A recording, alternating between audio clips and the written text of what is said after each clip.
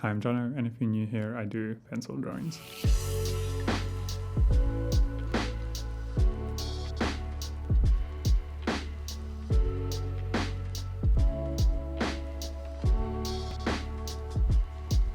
I want to talk about something that I've spent quite a lot of time thinking about. I think it's actually one of the main secrets that have helped me to draw the way that I do. It's not something that you need money or years of experience to achieve, but it can play a huge role in the quality of your drawings. In this video, I want to talk about pace. Also, a huge thank you to Squarespace for sponsoring this video. More about them later. What I've noticed throughout the years is when there's a texture that I had never come across before or a section of drawing that I wasn't sure how to approach, it massively affected my tempo. I've spoken about procrastination before, which I guess is the slowest side of the tempo range, where I stop completely. But today I want to talk about what happens when anxiety makes me increase the speed of drawing. There's a natural cadence which we all function our best at. It's along the same lines as entering a state of flow, but controlling the pace is more proactive and intentional.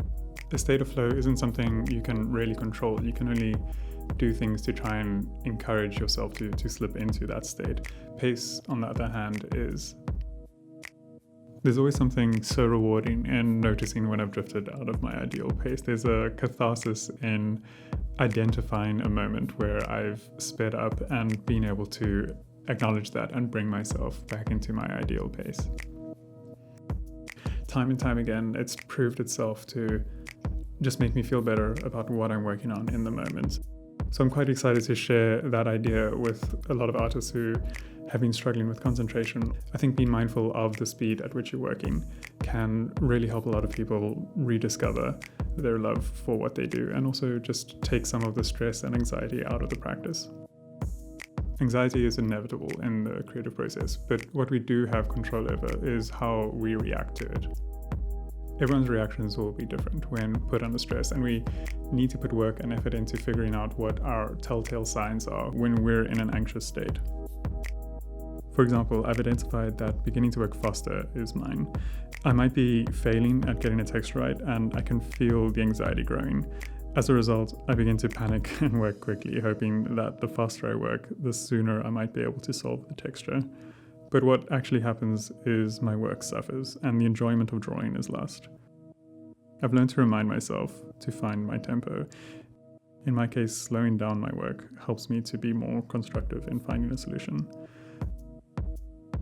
The quality of my work improves when I start to take my time, and most importantly, I rediscover the enjoyment of the artwork. In the textures video, I spoke a bit about the anxiety that comes from being confronted with complicated textures. Time is always a huge element. If you're trying to approach a complicated texture like water, understanding that it takes a lot of time is important so you don't put unrealistic expectations on yourself. At the same time, we trend towards trying to do things as quickly as possible.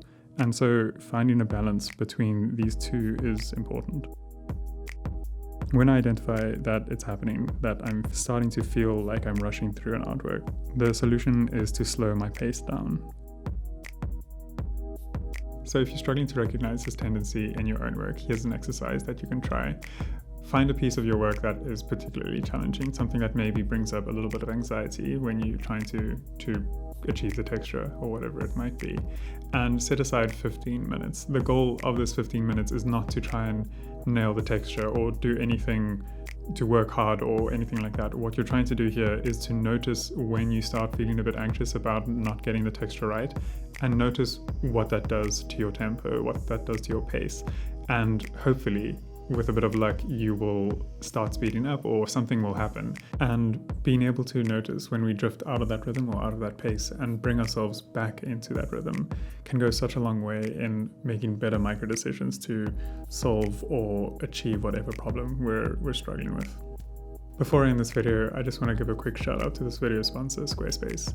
I've been working with them for quite a couple of years now, and they've helped me out in a huge way, not only in sponsoring this channel and helping me sustain these videos, but more importantly, early on in my career, they made it very easy for me to create an online portfolio and a platform to show my work and make it easy for people to get in touch with me. And they just did that effortlessly. I never had to patch or upgrade anything. I could register a domain with them and set up an online store. And most importantly, I could design a portfolio and show my work the way that I wanted to. Also, every time I got stuck, their amazing support team helped me out instantly. So if you're looking at building a website, give Squarespace a try. And if you decide that you love them, use this offer code and get 10% off your first purchase. So there we go. I hope you guys found this video helpful. It's something that I use every single day. It's kind of an obscure thing to think about the speed at which you're working, or be mindful of that space and try and hold space for it. And yeah, let me know if it's a helpful tip for you, if you notice that it makes a difference in your everyday practice. And if you have any tips for me as well in how you've managed to like find a state of flow or find a good pace, I'd love to read that in the comments. As always, if you enjoyed this or found this helpful, leave a like. It helps the channel out in a huge way. And thanks for the support. I'll see you guys in the next one. Bye.